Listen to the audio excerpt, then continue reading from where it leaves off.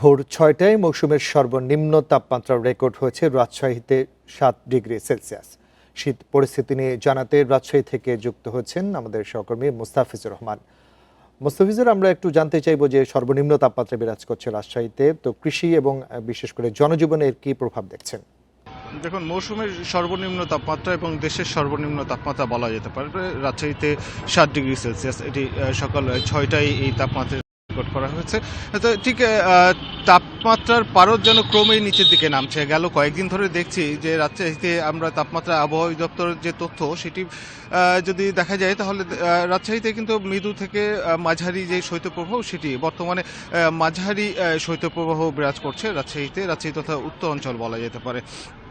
এবং এইখানে তাপমাত্রার পারদ যত নামছে নিচে, ঠিক মানুষের এবং বিশেষ করে সাধারণ মানুষ, যারা নিম্ন আয়ের মানুষ, যারা দৈনিক দিন আনে দিন খায়, এই ধরনের মানুষের কষ্ট কিন্তু নিতান্তই বাড়ছে। এবং সেই সাথে যারা ছিন্নমূল মানুষ রয়েছে, যাদের রাত কাটে পথের ধারে বা রেল স্টেশনে, বাস স্টেশন, এই মানুষগুলোর কিন্তু দুর্ভোগ চরমে। কেননা তারা একটি মাত্র পাতলা একটি কম্বলই তাদের সেটাই সম্বল, সেটি দিয়েই কিন্তু তাদের এই তীব্র শীত নিবারণ করতে হয় বা এই শীতের সঙ্গে তাদের যুদ্ধ করে টিকে থাকতে হচ্ছে।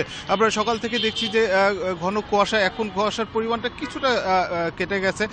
এরপরও যে দূরপাল্লার যে যানবাহনগুলো রয়েছে, বাসগুলো রয়েছে, তাদেরকে ফগ লাইট জ্বালিয়ে কিন্তু যেতে হচ্ছে। এবং এখন প্রায় ৮টা পার হয়ে গেছে, এরপরও গাড়ি হেডলাইট কিন্তু জ্বলছে এবং সেই সাথে ফগ লাইটগুলো জ্বালিয়ে দূরপাল্লার যে পরিবহনগুলো রয়েছে তারা কিন্তু চলাচল করছে। এবং আবহাওয়া অধিদপ্তর যেটি বলছে যে সামনে কিন্তু অর্থাৎ এই জানুয়ারিতে আরও কয়েকটি শৈত্যপ্রবাহ তারা সম্ভাবনা দেখছেন এবং তারা বলছেন যে তাপমাত্রার পারদ আরও নিচে নামবে এবং তাপমাত্রা আরও কমবে।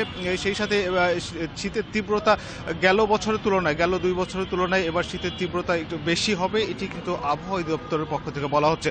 অপরদিকে রাজশাহী অঞ্চল, কৃষি অঞ্চল, এই শীতের তীব্রতা যখন বাড়ছে, কুয়াশার পরিমাণ যত বাড়বে, ঠিক এই বোরোর বীজতলার ক্ষতি ততই হবে। এবং সেই সাথে এখন আলুর সময়ে আলু লাগানো হয়েছে, আলুর চারা যেগুলো গজাচ্ছে, ঠিক এই কুয়াশার কারণে আলুর চারাগুলো নষ্ট হয়ে যাবে। একইভাবে যে পেঁয়াজের চারাগুলো অঙ্কুরিত হচ্ছে, সেই পেঁয়াজের চারাগুলো কিন্তু নষ্ট হয়ে যাবে। অর্থাৎ এই ধরনের আবহাওয়া যদি আরও কয়েকদিন বিরাজ করে থাকে, তাহলে কৃষিক্ষেত্রে এর যে ক্ষতিকর প্রভাব সেটি কিন্তু দৃশ্যমান হবে। অর্থাৎ কৃষকরা কিন্তু বেশ ক্ষতিগ্রস্ত হবে, এটি কৃষি সম্প্রসারণ অধিদপ্তর বলছে।